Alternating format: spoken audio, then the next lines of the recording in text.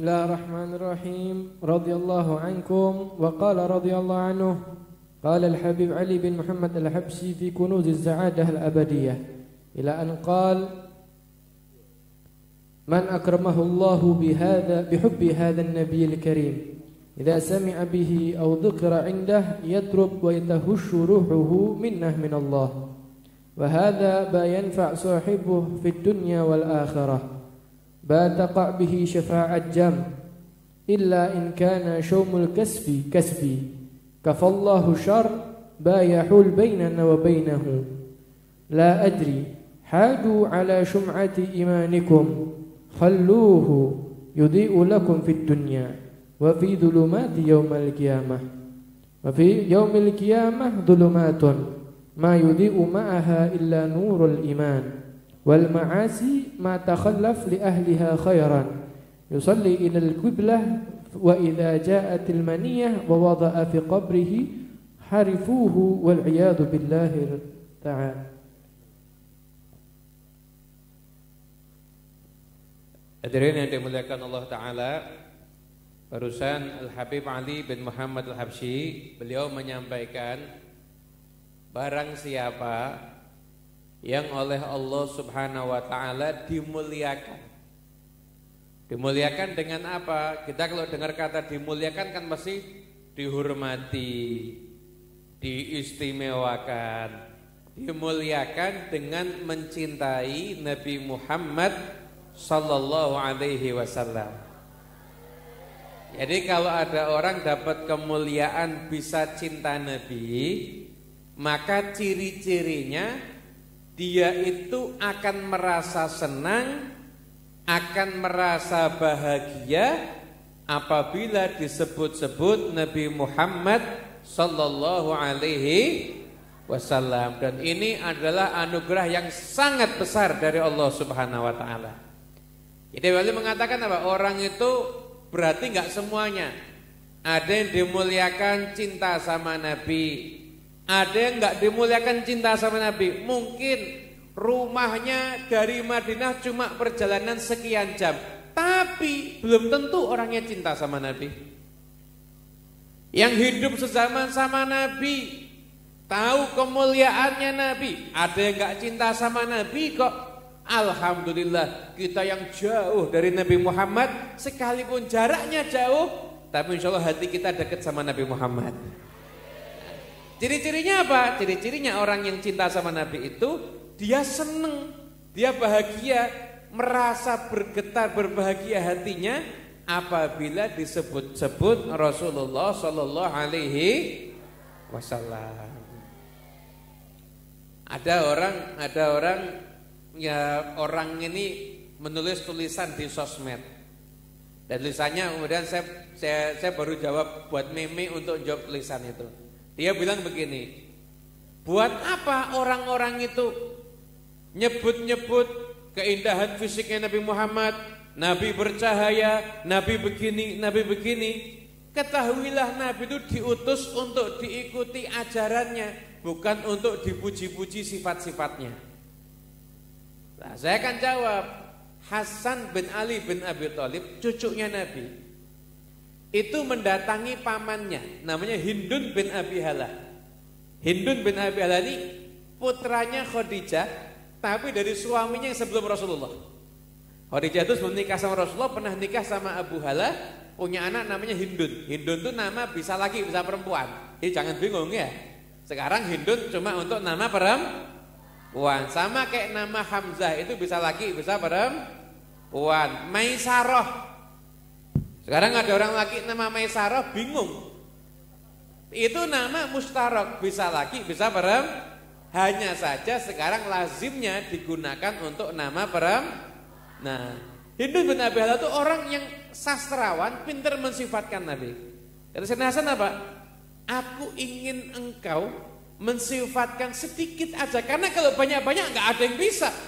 Mensifatkan sedikit aja tentang Rasulullah SAW, ata'allaku bi, yang aku bisa berpegang dengan sifat-sifat keindahan Nabi tersebut. Kalau Sayyidina Hasan cucunya Nabi langsung yang ketemu sama Nabi aja pengen dengarkan keindahan sifat Nabi. Kenapa? Biar jadi pegangan agar semakin cinta sama Nabi. Apalagi kita semuanya. Ciri orang yang cinta itu kalau disebutkan nama yang dicintai itu akan bergetar hatinya, jadi rindu, jadi kangen. Bayangkan siapa nggak kangen sama Rasulullah?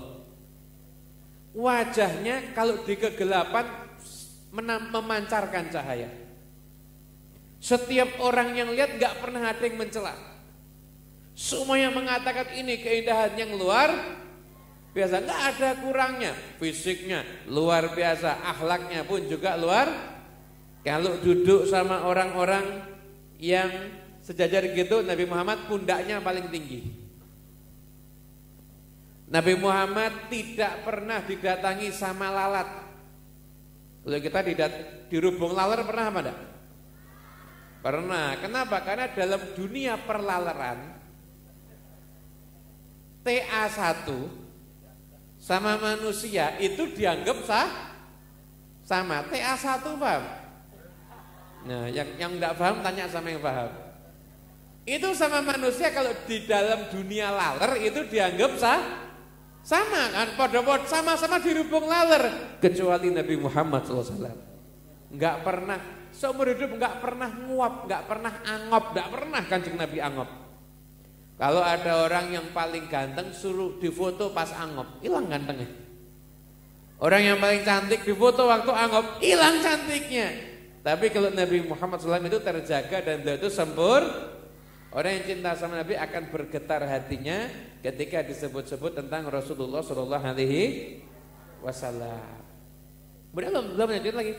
Ketahuilah, cinta Nabi itu bayan faat dunia wal akhirah. Cinta sama Nabi itu di dunia ini itu manfaat. Nanti di akhirat pasti jauh lebih bermanfaat. Cinta sama Rasulullah Shallallahu Alaihi Wasallam. Makanya jangan sampai kita terputus sama Nabi. Yang buat orang putus dari Nabi itu apa? Dosa-dosanya dia, kelakuan buruknya dia itu naudzubillah min dzalik bisa buat orang putus dari Nabi. Loh, Habib, semua manusia kan pasti berbuat dosa. Betul, semua manusia itu pasti berbuat dosa. Jadi begini, ada dosa yang buat orang jauh dari Nabi. Ada dosa tidak membahayakan hubungan dengan Nabi. Paham? Ada dulu satu orang di zaman Nabi. Dia cinta sama Rasul. Cinta sama Rasulullah luar biasa. Hanya saja dia itu dulu masih kecanduan minum minuman keras, belum bisa berhenti. Karena waktu itu minuman keras itu jadi minuman sehari-hari. Begitu ketika itu diharamkan sama Rasulullah, ada sahabat yang langsung bisa meninggalkan, ada sahabat yang masih belum bisa meninggalkan, baru bertahap-tahap pelan-pelan untuk meninggalkan. Ini ada satu sahabat baik orangnya, cinta sama Rasul, tapi dia kadang-kadang masih nggak kuat, dia harus minum minuman keras. Di kitab fikih udah ngaji fikih, Fathul Qorib udah ngaji? Udah. Kalau orang minum minuman keras hukumannya apa? Katanya udah ngaji. Cambuk berapa kali? 1 kali. 40 kali. Ini orang kalau berbahasa ya dicambuk. Nanti satu dia ya baik lagi. Nah, setelah itu nanti dia lagi dicambuk lagi. Pernah ketika dia udah berkali-kali dicambuk, ada sahabat yang ketika itu lihat dia marah, kamu ini terlaknat, kenapa ngulang-ulangi terus? Begitu dengar ini yang dicambuk ini dilaknat, dibela sama Nabi. Jangan, yang saya tahu dari orang ini, dia ini mencintai Allah dan Rasulnya. Kenapa dosanya kok nggak membuat dia jauh dari Nabi? Karena satu, dosanya disesali. Yang kedua, tetap dia berusaha agar punya hubungan terus dengan Rasulullah Sallallahu Alaihi. Nah, kalau dosa dibuat kebiasaan, ini yang buat orang jauh dari Nabi. Dulu ada ulama namanya Syekh Abil Mawahib Asyadili. Syekh Abil Mawahib Asyadili. Ini ulama hampir-hampir tiap hari mimpi berjumpa dengan Rasulullah sallallahu alaihi wasallam. Mimpi ketemu Nabi itu hampir tiap hari, rutinitas. Dulu orang-orang yang mondok zaman dulu saya masih dengar dari para sesepuh itu sampai ada perkataan begini. Kalau ada orang mondok 40 hari tinggal di pondok, kok enggak ketemu Rasulullah, enggak mimpi ketemu Nabi, teman-temannya mengucapkan bela sungkawa. Kok bisa ya kamu udah di pondok 40 hari kok enggak mimpi ketemu Rasulullah? Karena rata-rata 40 hari di pondok langsung mimpi ketemu Rasulullah sallallahu alaihi wasallam. Di pondok baca Quran. Ayo masing-masing kita punya peluang untuk bisa mimpi ketemu Nabi, tapi terus dilatih agar hatinya cinta dengan Rasulullah sallallahu alaihi wasallam. Syekh Abil Wahid Asyadili hampir tiap hari mimpi ketemu Nabi. Tapi terhenti mimpi itu, sekian lama enggak mimpi ketemu Rasulullah. Sampai hari mimpi lagi ketemu Rasulullah, nanya, "Ya Rasulullah, salah saya apa kok sekian lama saya enggak mimpi berjumpa denganmu?" Kata Nabi, "Kamu waktu itu ghibah, ngomongin orang. Orang yang mesti ngomongin orang enggak pantas ketemu sama aku." Lah kira-kira kita sehari ghibah berapa orang? Berapa orang? Sekodi, 2 kodi, 3 kodi? Banyak apa dikit? Kadang-kadang sudah mati, enggak luput, kena juga diribahin. Na'udzubillah min, jaga agar kita itu bisa dekat dengan Nabi Muhammad SAW. Tapi balik gini, bahayanya menyepelekan maksiat ya. Kita ini pasti berbuat dosa ya. Ini pasti berbuat dosa. Terjerumus berbuat dosa wajar. Yang enggak wajar membenarkan dosa dan terus menerus mengerjakan dua ini yang enggak wajar. Dosanya dibenarkan, enggak apa-apa, nanti tobat. Kan berarti membenarkan dan terus menerus. Ini yang enggak wajar. Terjerumus wajar. Tapi 2 hal ini yang buat jadi enggak wajar. Tapi balik ada orang sholat nyadap kiblat, nanti mati dihadapkan ke kiblat, begitu ditutup jasadnya berpaling daripada kiblat. Jasadnya berpaling daripada kiblat. Na'udzubillah min. Kenapa? Karena efek dari dosa. Itu dulu pernah di zaman Syekh Abu Yazid Al-Bustami radhiyallahu an. Nah, beliau itu ketika pengajian didatengin sama tukang curi kain kafan. Jadi dia paling seneng dengar berita lelayu. Ditunggu, oh ada yang mati, ya udah ditunggu, nanti sudah dikubur, diambil, dicuri kain kafannya, dijual. Dulu kain itu harganya mahal dulu kain itu. Jarang orang tuh punya kain-kain gitu. Ditunggu sama dia, mati kain kafan diambil, mati kain kafan diambil. Sampai akhirnya orang ini tobat, datang majlisnya Abu Yazid Al-Bustami. Selesai majlis, duduk sama murid-muridnya Abu Yazid Al-Bustami. Ini murid-murid tanya, "Kamu tuh profesimu nyuri kain kafan udah berapa lama?" "Sekian lama, sekian tahun." "Pernah enggak lihat yang aneh-aneh?" "Pernah enggak lihat yang aneh-aneh?" Kata orang tadi, "Banyak." "Apa?" "Di antara yang paling aneh, rata-rata jenazah yang saya curi kain kafannya itu mukanya berpaling daripada kiblat." Berpaling daripada kiblat. Akhirnya mereka kaget, kok bisa ya? Dan banyak itu, banyak.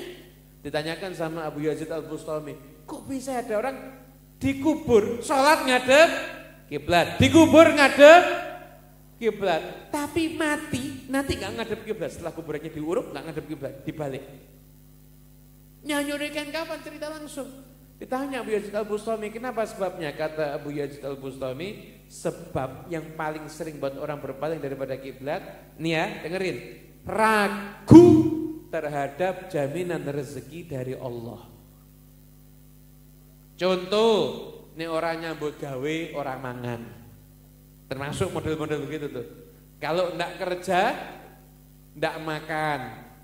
Anaknya di pondok, nanti kalau di pondok pulang mau makan apa?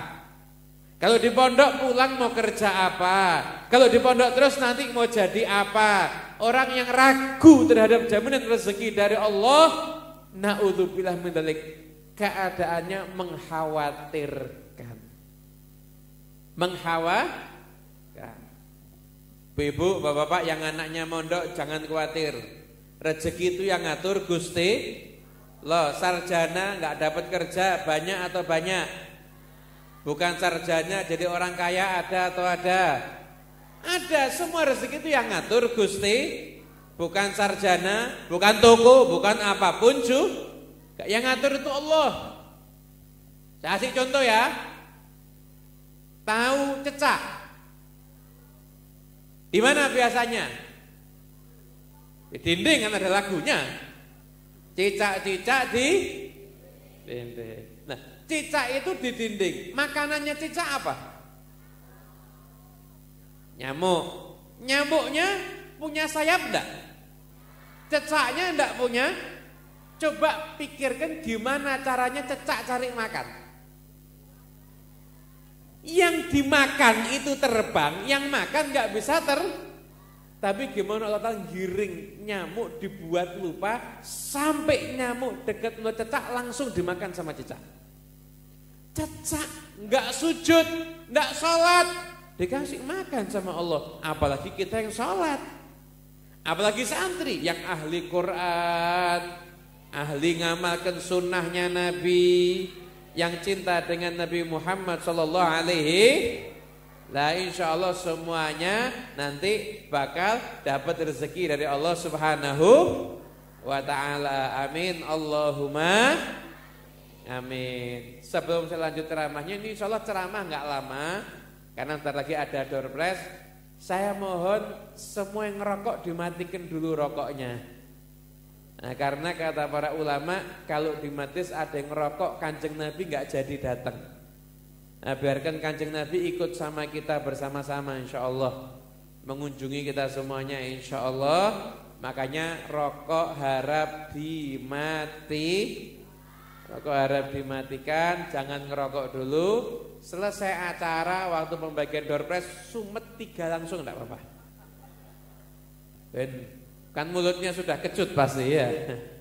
Tapi sekarang ngerokoknya berhenti dulu, dan ini dipegang kalau pas mati, kalau bisa jangan ngerokok. Hadirin yang dimuliakan Allah Ta'ala, selanjut ya. Hadirin yang dimuliakan Allah Ta'ala, jadi kata Habib Ali, kamu itu yang cinta sama Nabi orang mulia. Cirinya cinta apa? Rohnya tersentuh, bergetar kalau disebutkan tentang Rasulullah Sallallahu Alaihi Wasallam. Karena itu yang cinta sama Nabi, dia akan menghubungkan dengan Nabi. Manfaat cintanya itu dunia sampai akhirat. Iman di hati kita itu seperti api, seperti lilin. Jaga terus jangan sampai padam api iman ini.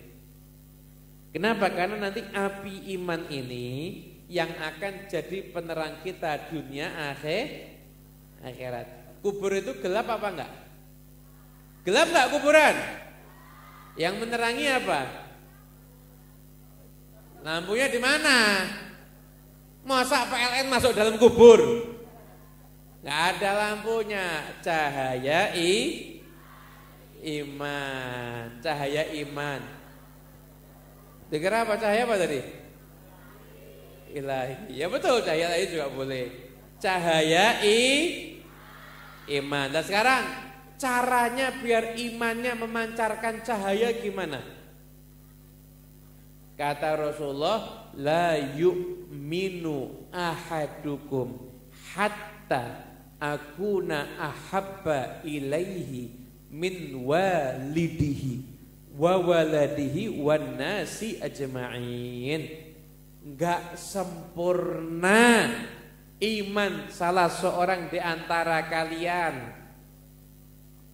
apabila aku Rasulullah tidak lebih dicintai melebihi ayahnya, anaknya dan semua manusia. Perhatikan. Ada orang salatnya banyak,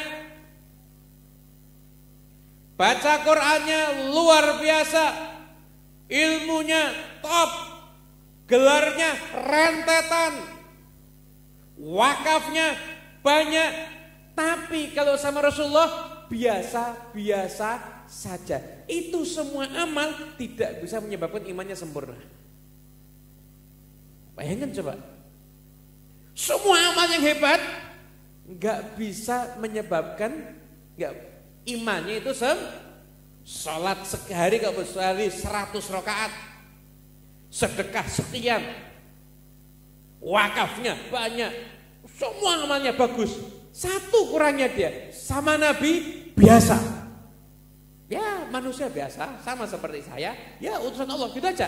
Biasa, nggak ada nggak ada kangen, nggak ada pengen tahu sejarah Nabi, nggak ada. Biasa sama Rasulullah. Itu semua amalnya tidak bisa menjadikan imannya dia itu syaratnya sempurnanya iman cuma satu, cinta sama Rasulullah SAW. Sayyidina Umar bin Khattab kurang apa? Perang sama Nabi, berjuang sama Nabi. Ngomong sama Rasulullah, ya Rasulullah, aku mencintai engkau lebih daripada apapun kecuali diriku ya Rasulullah. Kata dia, lah ya Umar, enggak. Belum ya Umar, belum. Sayyidina Umar terus mikir, sesuatu mikir. Diriku ini enggak ada gunanya kalau enggak karena Nabi Muhammad. Yang ngerti, yang ngasih tahu petunjuk dalam hidup kita itu Rasulullah. Apa gunanya hidup kalau enggak ada Rasulullah? Sebenarnya ya Rasulullah, sekarang engkau lebih aku cintai dibandingkan diriku. Kata dia, al-an ya Umar, sekarang baru benar ya Umar. Baru itu ada cinta sama Rasulullah Sallallahu Alaihi Wasallam. Makanya beruntung tinggal di pondok yang diajak cinta sama Nabi, diajak kenal sama Rasulullah Sallallahu Alaihi Wasallam. Kenapa? Akhir zaman sedikit yang cinta sama Nabi. Ada yang bahas cinta Nabi di pengajian khutbah Jumat ada. Ustadz-ustadz yang di TV ada yang bahas cinta Nabi. Ada enggak? Anda ketemu gitu di majelis maulid. Di tempat ini Anda ketemu orang yang menyuarakan bagaimana seorang Nabi Muhammad SAW wajib hukumnya untuk kita cintai. Hadirin yang dimuliakan Allah Ta'ala, itu cinta kepada Rasulullah Sallallahu Alaihi. Gak bisa harus cinta sama Nabi. Ada bagian di Al-Quran itu sampai diatur adab sama Nabi. La tarfa'u aswatakum fawqa sautin Nabi. Jangan kamu angkat suaramu melebihi suaranya Nabi. Jadi jangan sampai kamu tuh ngeraskan suara di depan Nabi. Ini ayat turun pada para sahabat ketika itu. Nah, apa yang terjadi kalau mereka yang ibadahnya luar biasa, zikirnya luar biasa, jihad bersama dengan Nabi, rela berbanyak dengan Nabi, tapi sampai ngangkat suara melebihi Nabi, apa yang terjadi? Antahbata a'malukum wa antum la tash'urun. Amalmu semuanya sia-sia dan kamu enggak sadar. Bayangkan coba, hanya karena meninggikan suara melebihi Nabi. Lah sekarang ada yang lebih parah, meninggikan akalnya dibandingkan ajaran Nabi. Oh syariatnya Nabi udah gak cocok di zaman sekarang, hati-hati. Nah, kata salah seorang ulama yang masih hidup, ulamanya ada di Mekah, tiap hari hidupnya ngaji hadis, ngaji kitab, namanya Sayyid Ahmad bin Muhammad Al-Maliki. Ini rentetan keluarga Maliki yang menjadi gurunya para ulama Nusantara, gurunya Kiai Maimun Zubair, gurunya Kiai Thaifur, gurunya semua ulama. Pernah ngaji sama keluarga Maliki. Itu beliau mengatakan apa? Syariatun Nabi tasluh likulli zaman. Syariat Nabi pantas untuk setiap zaman. Itu ungkapan kurang tepat. Harusnya syariatun Nabi tuslih kulla zaman. Bukan syariat Nabi itu bukannya sekedar pantas di setiap masa, tapi memperbaiki setiap masa. Setiap masa di mana kita hidup, solusi itu syariatnya Rasulullah SAW. Ajar Nabi, jangan kamu merasa akalmu lebih hebat daripada syariatnya Nabi. Lalu cuma ninggikan suara di atas suaranya Nabi aja amalnya sia-sia. Gimana kalau meninggikan pemikiran akalnya dibandingkan ajarannya Nabi Muhammad SAW? Apa yang akan terjadi? Makanya kalau kepengen imannya menyinari dia di akhirat, Maka syaratnya adalah cinta dengan Rasulullah sallallahu alaihi wasallam. Kemudian berikutnya cinta sama ahlul bait Nabi Muhammad sallallahu alaihi wasallam. Cinta sama keluarga Nabi. Bahkan dikatakan Nabi bersabda, la yadkhulu qalbam ri'in imanun hatta yuhibbahum ay ahlul bait lillah walil qarabat. Kata Nabi, iman enggak masuk ke dalam hati seseorang sampai orang itu mencintai ahlul bait. Bukan karena alimnya, bukan karena terkenalnya, bukan karena cocok enggak cocoknya, lillah, karena Allah, wali korobati, dan karena itu keluargaku, kata Nabi Muhammad SAW. Itu baru kata iman baru bisa masuk. Bayangkan coba, bayangkan coba, kalau nggak cinta sama keluarga Nabi nggak bisa. Nabi bersabda, ada hadis yang kita sering dengar, orang yang dapat cintanya Allah tuh yang bagaimana? La yazalu 'abdi yataqarrabu ilayya bin nawafil hatta uhibbahu, ya kan? Kalau hambaku itu terus menerus berbuat sunnah, nanti lama-lama aku akan bisa cinta, ya kan? Ada yang lain lagi yang dijanjikan dapat cintanya Allah Ta'ala. Nabi bersabda apa? Ahabballahu man ahabba Husainan. Allah cinta dan orang yang mencintai Husain. Para ulama, semua orang yang cinta dengan keluarga Nabi berarti dia dicintai sama Allah Subhanahu wa taala. Maka Allah Ta'ala berfirman di dalam Al-Qur'an, innama yuridullahu liyudhiba ankumur rijsa ahlal bait wa yutahhirakum tathira. Ini kata para ulama dibahas, ulama sufi membahas. Liyudhiba ankum, bukan minkum. Beda loh artinya. Liyudhiba ankum ar-rijsa, bukan liyudhiba minkum ar-rijsa.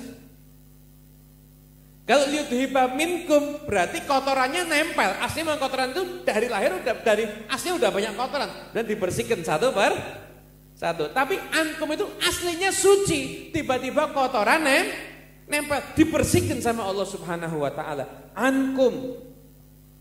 Kata para ulama, kalau ada orang enggak senang sama keturunan Nabi, termasuk yang dibersihkan sama Allah Ta'ala berarti. Oh, ngeri itu. Orang enggak senang sama keturunan Nabi, berarti tandanya dia enggak cinta sama Nabi. Itu lah, ini cinta ini modal kita yang ada di akhir zaman untuk jadi orang yang selamat dunia akhirat. Makanya semuanya yang hadir di sini cintai Rasulullah SAW. Belajarlah mencintai Nabi, agungkan Nabi, bulan Maulid meriahkan, disemarakkan, gaungkan cinta-cinta pada Rasulullah sallallahu alaihi wasallam. Teriakan sallu ala Nabi Muhammad. Sebut-sebut nama Nabi, sholawat dengan semangat, Masya Allah. Teriakan, hidupkan cinta kepada Nabi Muhammad sallallahu alaihi. Nah, yang santri, yang masih mondok, saya anjurkan beli kitab tentang Rasulullah. Setelah itu dipelajari rutin, 1 hari 1 lembar atau 2 lembar, terserah sebisanya. Kitabnya apa? Banyak. Ada kitab Asy-Syifa karya Qadhi Iyad, ada kitab Sirah Nabawiyah karya para ulama. Baca kitabnya biar Anda tahu sejarahnya Rasulullah sallallahu alaihi wasallam, biar Anda semakin tahu tentang Nabi. Orang itu kalau ngefans sama orang lain kan mesti penasaran, ya kan? Penasaran, nanti follow Instagramnya. Betul apa betul?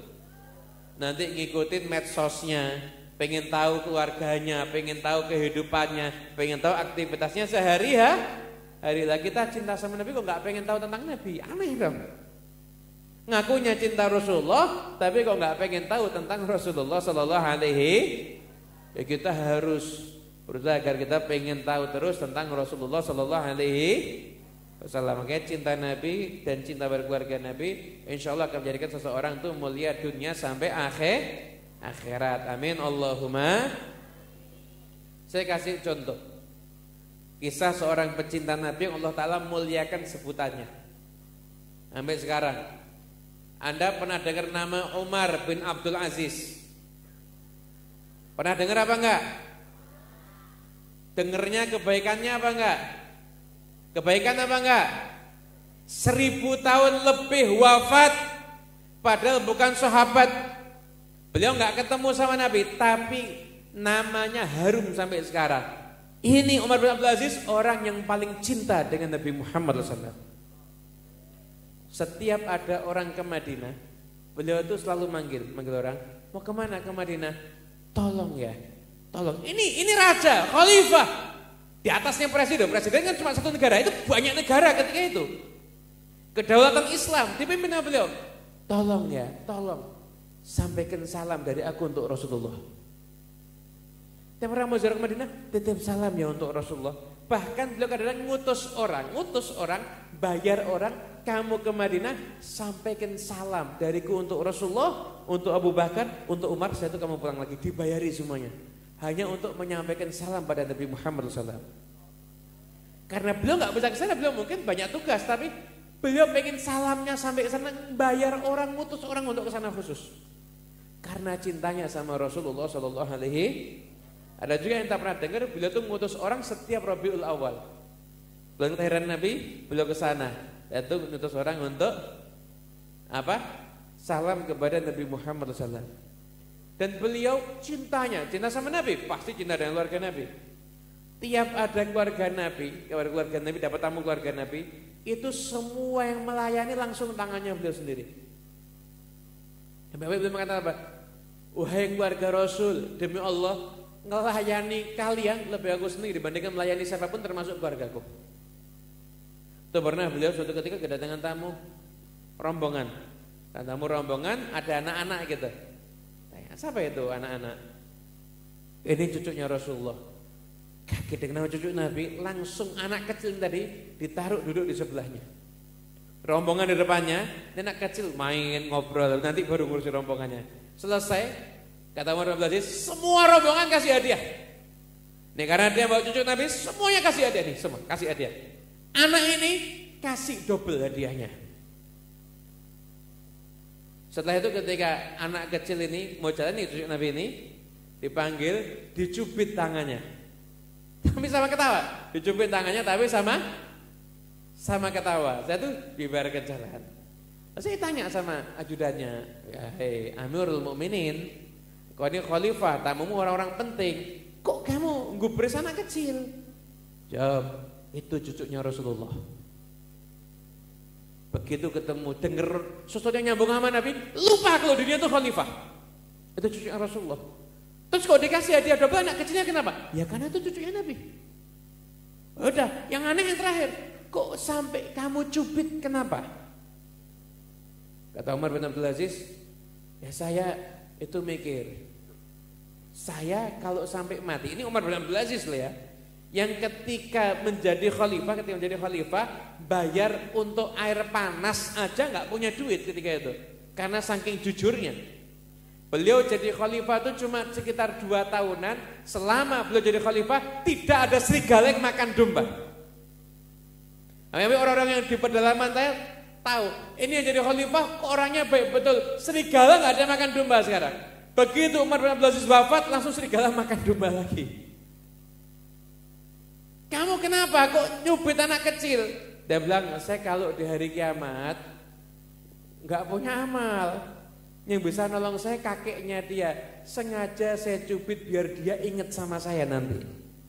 Jadi kalau saya tidak punya amal, anak kecil itu nanti akan jadi penolong saya, setidaknya ngomongkan saya, ini loh Umar, wahai kakekku, tolong dia wahai kakekku, biar saya ada yang punya apa sambungan proposal khusus lah untuk dapat syafaatnya Rasulullah Sallallahu Alaihi Wasallam. Cuma jangan dipraktekkan saya ketemu Habib dicubit ya. Wah, itu nanti pelanggaran itu. Hadirin dimuliakan Allah Taala, insyaallah malam malam hari ini kita pulang bawa cinta sama Nabi ya. Cintai Nabi Muhammad, cintai keluarga Nabi. Insyaallah Anda jadi orang yang hidupnya berkah dunia akhirat. Enggak ada orang cinta Nabi hidupnya sengsara. Enggak ada orang cinta Nabi hidupnya orang yang cinta sama Nabi Allah Ta'ala kasih kebahagiaan dalam hatinya. Kebahagiaannya bukan tergantung AB atau makhluk apapun juga, tapi di hatinya. Mau bumi apapun keadaannya, orang yang cinta Nabi tetap hatinya akan tenang dan bahagia. Ya mudah-mudahan kita termasuk orang yang cinta dengan Nabi Muhammad SAW. wasallam. Amin Allahumma amin. Saya akan tutup dengan talqinul dzikir. Saya akan mengucapkan kalimat tauhid la ilaha illallah. Nanti Anda semua menirukan, atau saya akhiri dengan doa, dan berarti pengajian ini selesai. Untuk ngajinya selanjutnya ada door prize. Siapa tahu dapat kapling di surga. Tapi nempati sekarang. Kapling di surga tapi nempatinya nanti insyaallah ya. Amin Allahumma. Afdalu ma qultu ana wan nabiyuna min qabli la ilaha illallah.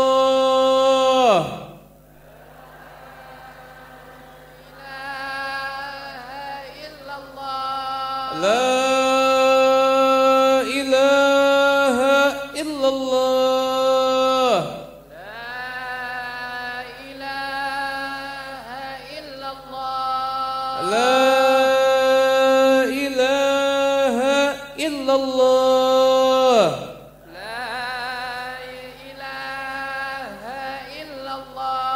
Muhammadun Rasulullah. Muhammadur Rasulullah. Sallallahu alaihi wasallam. Sallallahu alaihi wasallam. Wa syarafa wa karama wa azam kalimatu haqqin alaihi nahya wa Muhammad sallallahu alaihi wasallam. Amin amin. Bismillahirrahmanirrahim. Alhamdulillahirabbil alamin.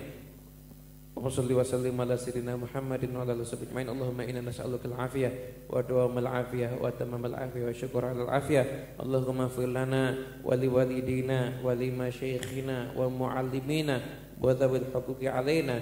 Allahumma iftah alaina wa ala auladina wa ala talabatina, khususan ala talabah ma'had al-Husain Futuhal Arifin. Bifaqihna wa iyyahum fid din wa alimna wa iyyahum at-ta'wil. Wahdina wa iyyahum ila sawa'i sabil. Allahumma ihfadh Muhsin wa ahli. Allahumma nazil qulubana 'an ta'alluqi biman dunak waj'alna min qaumin tuhibbuhum wa yuhibbunak. Allahumma aslih an-niyyah wa dhurriyyah jalil hajat kullaha maghdiyah diniyah wa dunyawiyah wa ukhrawiyah bi jahi khairil bariyah. Allahumma sallina sallihun al-mahbibun ali. Allahumma al-baldah fi mithli hadhihi da'wat wal munasabat wa ila khatatin nabi Muhammad sallallahu alaihi wasallam. Al-Fatihah. Bismillahirrahmanirrahim. Tiga mitin ya karena berdoa ya karena siratal mustaqim. Fatal ladzina an'amta 'alaihim ghairil maghdubi 'alaihim waladdallin. Amin. Hadirin yang dimuliakan Allah taala, kita doakan Kiai Muhsin bersama Ibu Nyai dan semua keluarganya, putra-putranya, menantunya, cucunya, semuanya, dan semua keluarga besar Pondok Al-Husain selalu mendapatkan kebaikan dari Allah taala, diberikan kebaikan yang berlimpah, dijaga oleh Allah dari segala macam musibah dan fitnah, dan kita semua insyaallah bisa berjumpa tahun-tahun yang akan datang dalam keadaan yang lebih baik. Walafu minkum. Wassalamualaikum warahmatullahi wabarakatuh. Wassalamualaikum.